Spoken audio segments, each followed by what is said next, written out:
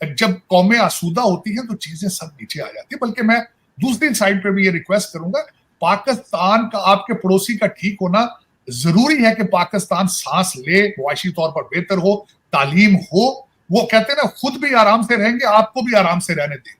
पड़ोस में आग लगेगी तो अंगारे आपकी तरफ भी आएंगे। बिल्कुल अंगारे आए ना आए, हीट आएगी आपकी तरफ। आपको भी अपने डिफेंस पे बिलियंस डॉलर्स लगाने पड़ेंगे उस रीजन के अंदर। This is what I believe in, nation building process. I believe in, जब एटॉमिक पावर भी यूज करने के बाद टेबल पे बैठ के डिप्लोमेसी करनी हो तो पहले ही डिप्लोमेसी से शुरू कर लें चीजें। This is what I believe in.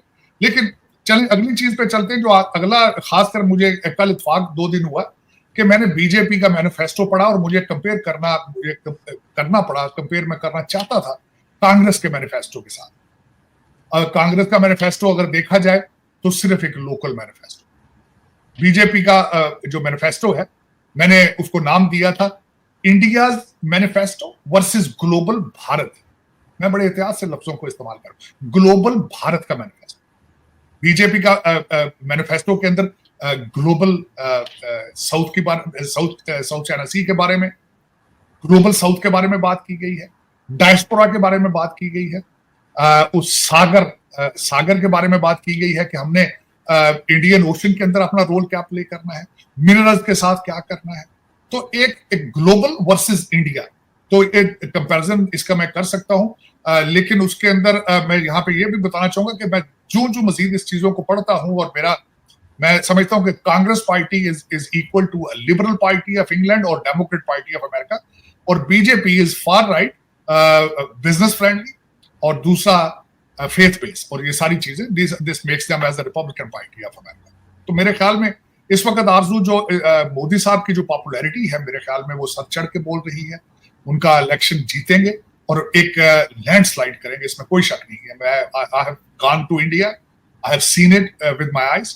मेरा फिर दोबारा जाने का प्रोग्राम है, वहां जाने का जाना है। मैंने आपको बताया था कि I am interested to deliver some lectures on geopolitics and geo economics, उसके हवाले से जाऊंगा और फिर दोबारा इलेक्शन को मैं देख कर आऊंगा अपनी ऑब्जर्वेशन।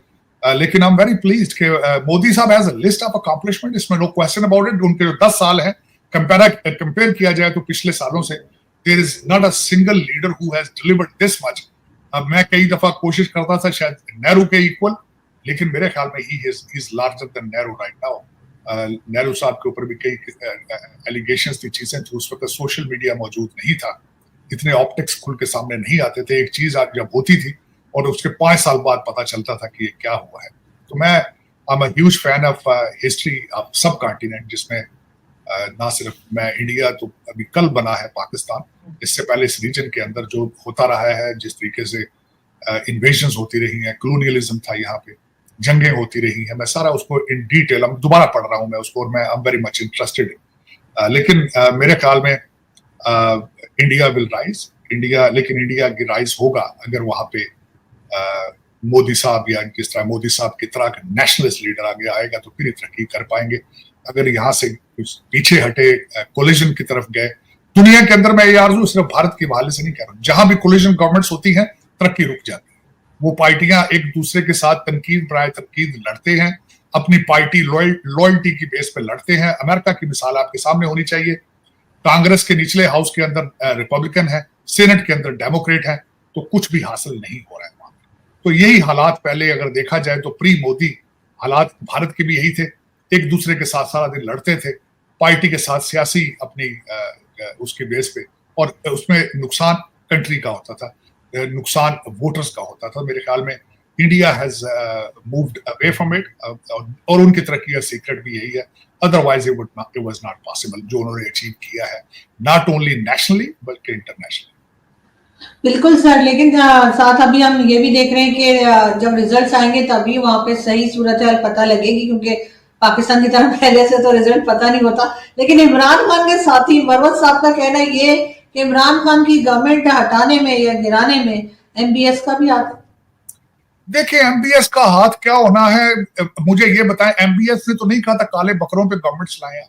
एमबीएस ने थोड़ी कहा था कि 5 बच्चों की मां से शादी करें तो आप वजीर आजम बन जाएंगे। एमबीएस ने तो नहीं कहा था कि उस्मान बुजदार को आप चीफ मिनिस्टर बना दें। ये सारे क्वेश्चन मार्क है ना, उनके कहने से क्या फर्क पड़ता है। मुर्शिद ने तो आज फिर आपके आर्मी चीफ को धमकी दे दी उन्होंने दोबारा। उन्होंने कहा अगर बुशरा को कुछ हुआ तो मैं इस कंट्री की ईंट से ईंट बजा दूं। और मैडम बुशरा जो है उनका पेट वैसे ही खराब है, लोगों के होते हैं, ऐसी तो कोई बड़ी बात नहीं। वो बार बार वो शोर कर रहे हैं कि उनको जहर दिया जा रहा है, जहर दिया जा रहा है। और यार मौसम तब्दील हो रहा है, कोई गलत चीज खा ली होगी, मैदे का इन्फेक्शन हो जाता है, वायरस हो जाता है, लेकिन वो मौका जाया नहीं होने दे रहे बिल्कुल। बार बार वो आर्मी चीफ को, लेकिन इसमें कसूर मुर्शद का नहीं है, कसूर आर्मी चीफ का है, जिसने जेल को जेल नहीं बनाया। वहां पे मजलिसें लगती हैं, दरबार लगते हैं, बकरे की रानें पकती हैं, वहां पे डेली बेस पे प्रेस कॉन्फ्रेंस होती है। काश मैं कहता हूं हर पाकिस्तानी को ऐसी जेल नसीब हो जिसके अंदर सुबह नाश्ता दही और फ्रूट से होता है, जहां बकरे की रान देसी घी में पक के आती है, 7 स्टेशनरी बाइक मौजूद है, 2 नौकर मौजूद है, सारा दिन वकील आते हैं, दरबार लगता है, कोई लतीफे सुनाते हैं, कोई शेर सुनाते हैं। ये जेल है। तो फिर इसमें बल्कि एक और बात है, इससे नजर ये आता है कि जिस तरीके से आपकी अडियाला जेल मैनेज की जा रही है, उसी तरीके से पाकिस्तान को मैनेज किया जा रहा है, बिल्कुल उसी तरीके से। मैंने आपको अल-ऐलान कह रहा हूं, दहशतगर्दी का मसला है, आपकी स्मगलिंग के साथ अटैच है आपका दहशतगर्दी, क्योंकि आप ट्रेड नहीं चाहते, आप स्मगलिंग चाहते हैं, पैसा उसमें बहुत ज्यादा है, उसके अंदर दहशतगर्द आपके आ जाते हैं, वो फायदा उठाते हैं। और आप अब दूसरी मिसाल दूंगा, आपके चीफ मिनिस्टर पंजाब, वजीर आजम एक तैयारे के अंदर मौजूद है और वो इस्लामाबाद की बजाय लाहौर चला गया। सऊदी अरेबिया जाने से पहले वो तैयारा जद्दा रुकना था, जद्दा नहीं जाता, मदीना चला। उन 2 तैयारों के अंदर 350 सिविलियन मुसाफिर मौजूद थे। अब इससे क्या होता है, आपका प्राइम मिनिस्टर, चीफ मिनिस्टर की पोजीशन क्या है, ये चीयर लीडर है। इनके साथ कौन कौन इनको देख रहे हैं, इनकी ब्यूरोक्रेसी, इनकी टीम इनको देख रही है।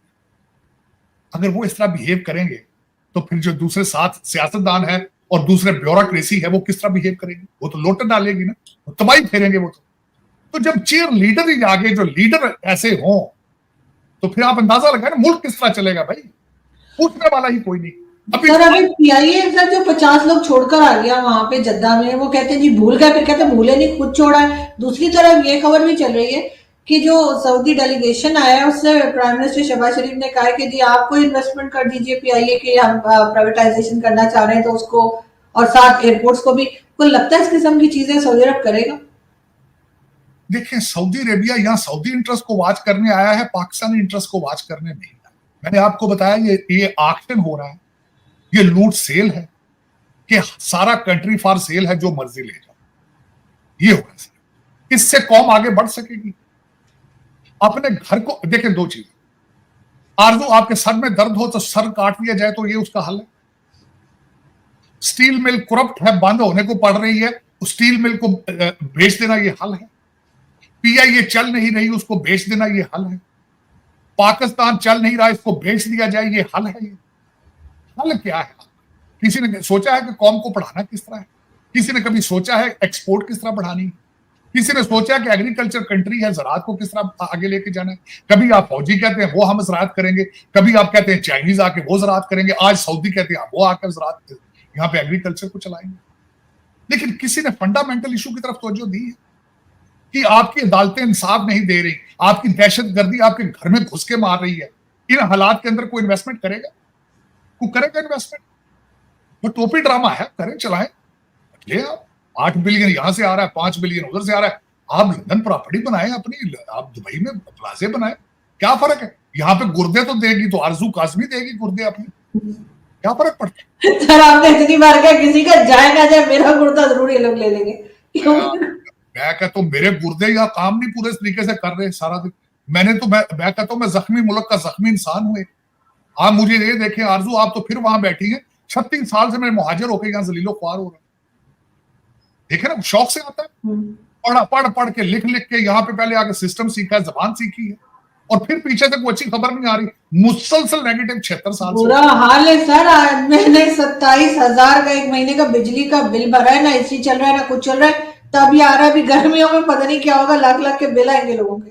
एक इंटरेस्टिंग बात था, तो बिजली का बिल आपने याद करा दिया। मैडम फातिमा जो भुट्टो है, उन्होंने असेंबली का ओथ ले लिया और कहते हैं बिला मुकाबला आएंगे। तो उसके मुकाबले पे जो बंदा था उसने आके उसकी चीखों पुकार सुना। मुझे उसके बाद एक बहुत इंटरेस्टिंग लगी, वो कहता जी मुझे पकड़ लिया गया और मुझे कहा गया कि तुम्हारा 4 लाख का बिजली का बिल तुमने नहीं भरा है, इसलिए तुम्हें पकड़ भी लिया और तुम इलेक्शन भी लड़ सकते। कहता मैं जहां रहता हूं वहां बिजली ही नहीं, तो बिल किस चीज का दूं? जिसके पास बिजली नहीं है उसका 4 लाख का बिल आ गया और वो चीख रहा है अदालतों के सामने खड़ा हो, कहते मुझे तो अगवा कर लिया गया। तो आप सोच सकते हैं कि इस असेंबली से कुछ निकलेगा, आप सोच सकते हैं कि इस कौम से कुछ निकलेगा। आरज़ू मैं सारा दिन वैसे मैं खून के आंसू रोता हूं, आप तो वैसे दूसरे आंसू रोते होंगे। मैं जब बड़े दुख से जब मैं कहता हूं मादरे मिल्लत है, मेरी मां है और 76 साल से ये जालिम उसके कपड़े फाड़ रहे हैं, मैं बड़े दुख के साथ कहता हूं, बड़े